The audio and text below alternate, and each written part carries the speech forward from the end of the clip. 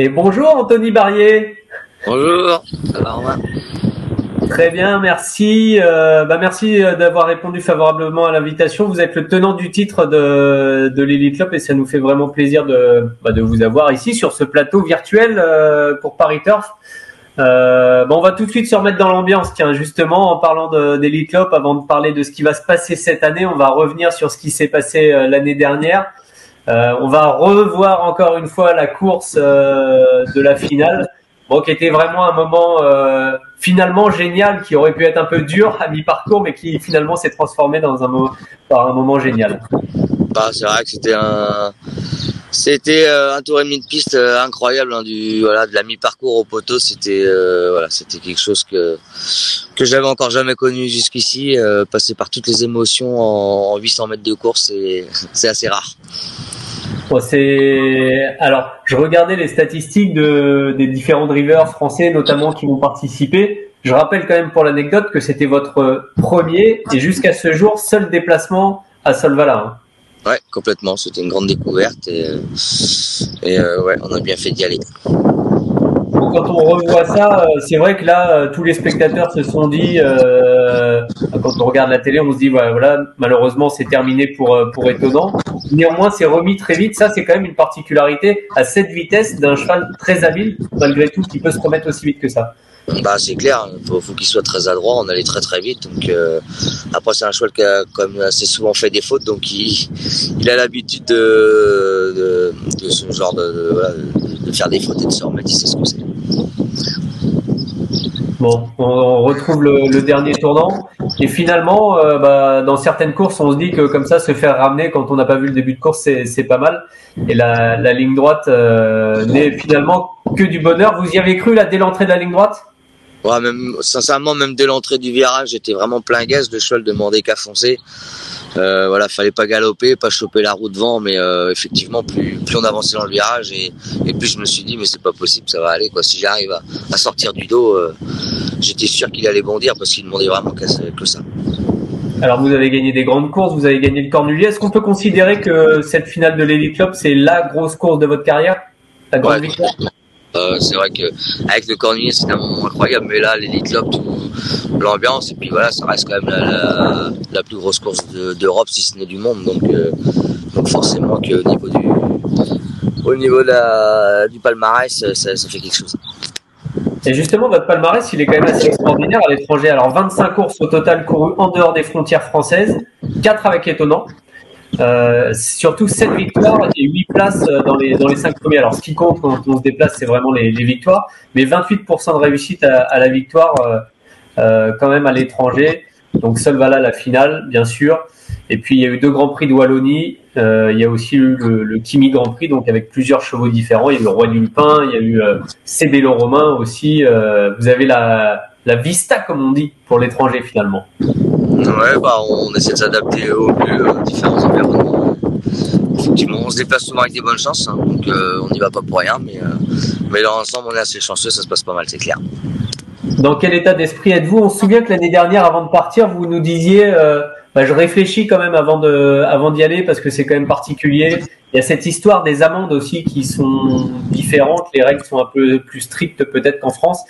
Comment vous sentez les choses cette année?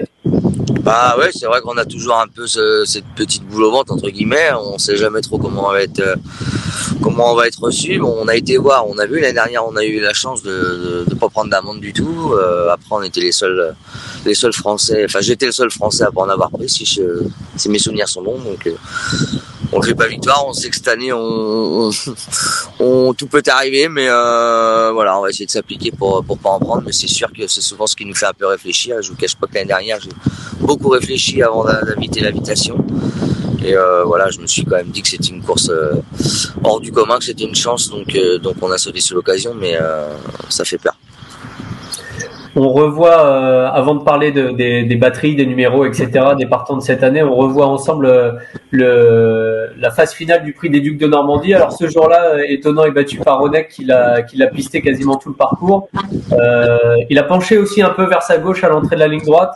Qu'est-ce que vous en avez pensé à chaud et puis à froid maintenant? Est-ce que c'est quelque chose qui vous inquiète d'être battu juste avant de partir ou alors pas du tout?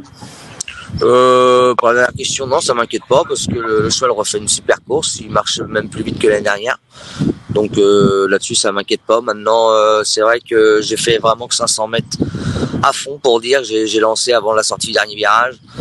J'avais 2 super pisteurs dans mon dos, Onek dont Onek, et on sait qu'il va très vite. Donc je savais que c'était le risque en envoyant assez tard de me faire tomber dessus, mais l'idée c'était vraiment pour les 15 jours qui arrivaient. Donc voilà, c'était que le cheval garde sa bonne forme. Je voulais qu'il finisse en avançant. Je pense qu'en envoyant vraiment à l'entrée du dernier virage, 800 à peu près, on aurait peut-être pu faire mieux, mais c'était pas le but. On se concentrait déjà sur l'Elite Lopp. Donc je suis très content de sa course. Et puis le fait qu'il pense un petit peu à gauche, effectivement, il m'avait jamais trop fait. Il avait le postérieur un peu à gauche toute la route. C'est pour ça que je l'ai moi-même emmené un petit peu en dehors. J'avais pas de barre à gauche, donc pour le garder bien dans l'alignement, j'ai préféré l'emmener. D'ailleurs, j'ai emmené un peu Gabi maladroitement. Mais voilà, le cheval a revu l'ostéo depuis. C'est vrai que c'est un cheval qui fait la monte en ce moment. Il s'était démis un petit peu à l'épaule et au niveau d'une lombaire. Et visiblement, tout est rentré dans l'ordre. Il a vu l'ostéopathe en fin de semaine dernière. Et il a retravaillé mardi. Richard l'a trouvé vraiment parfait. Il est bien tonique, il est magnifique, il est en ligne. Donc voilà, visiblement, c'était pas grand-chose. Donc c'est rassurant. Alors justement, on a vu à l'instant une image prise mardi chez Franck Leblanc, puisqu'on le rappelle, hein, il est au Grand Buisson, au Haras d'Aviron plus exactement, mais il a travaillé au Grand Buisson chez Franck Leblanc avec Richard Westering qui était à sa tête là sur les images. Donc on a vu une photo de Jean-Charles Briens. Thomas Bourguin était pour Paris Turf aussi pour filmer le cheval, qui c'est vrai avait l'air très beau. Et puis on a aussi eu l'occasion d'écouter Richard Westering. On va prendre justement quelques secondes ensemble pour écouter sa réaction. C'était, je le rappelle, donc mardi au Haras du Grand Buisson chez Franck Leblanc. Je trouve bien, j'ai fait un travail comme d'habitude, 5 lignes droites. Je l'ai envoyé un peu pour finir et il était l'air très bien. J'ai bien beaucoup de gaz pour finir bien. J'ai galé un coup dessus, il est bien avancé. Oh, bien. Ouais, c'est ça, on t'a vu sortir de piste avec le sourire.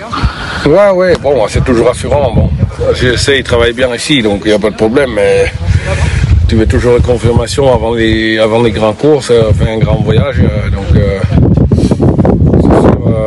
ça assure.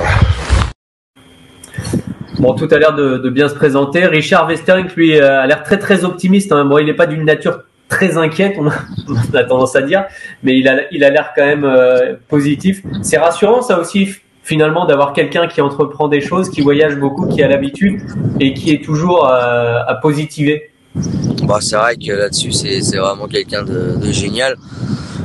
C'est vrai qu'il m'a appelé hier midi après le travail de son cheval quand il est reparti. Il était vraiment très, très enthousiaste, très content de son travail, donc effectivement c'est rassurant. Et puis comme vous venez de le dire, Richard c'est quelqu'un de toujours positif, il a l'expérience de toutes ces courses-là. Donc pour un gamin comme moi qui découvre un peu tout ça au fur et à mesure du temps, forcément de vivre ces expériences-là avec un mec comme ça, c'est que du plus. Il sait me mettre en confiance, il me met jamais de pression, il n'y a jamais vraiment d'ordre. Voilà, on discute beaucoup, mais il m'impose rien, donc il me laisse le choix, il me laisse faire. Il fait confiance, donc forcément, mentalement, c'est très important à ce niveau-là. On parle maintenant de la batterie. Alors, vous êtes dans la première batterie avec un lot qui quand même tient la route, hein, malgré tout. On est là face à des super Européens. Björn Goop disait cette semaine, et on l'aura nous aussi en interview, que c'était le meilleur Elite Lopp depuis ces 20 dernières années. Donc c'est quand même pas rien venant d'un professionnel comme lui. Don Fanucci Z aura là, Sona Springs le numéro 2, Stoljo Show le 3, et vous êtes au numéro 4 cette année. Est-ce que c'est un numéro qui vous convient ? Oui, bien sûr, on peut pas se plaindre d'avoir un numéro 4. L'année dernière, on voulait un numéro en dehors parce qu'on n'avait pas l'expérience de cette course-là. On avait peur que le cheval s'affole avec les copains. Il a prouvé ces derniers temps, même à Caen, avec la rentrée avec Alexandre, qu'il est capable de gérer un peu mieux, j'ai l'impression. On ne crie pas victoire parce qu'il reste toujours un peu chaud, mais voilà, il prend ça du bon côté. Donc effectivement, le numéro nous satisfait complètement. J'espère juste qu'il ne se tendra pas au moment du go. Et s'il reste cool, je pense qu'on sera content d'être à mi-piste. D'accord. L'objectif, c'est quoi ? C'est a priori, et coûte que coûte, gagner la batterie pour se mettre en confiance ou non? C'est se qualifier et ensuite on voit ce qui se passe dans la finale. Non, comme l'année dernière, le gros objectif, ça sera d'être 3-4e.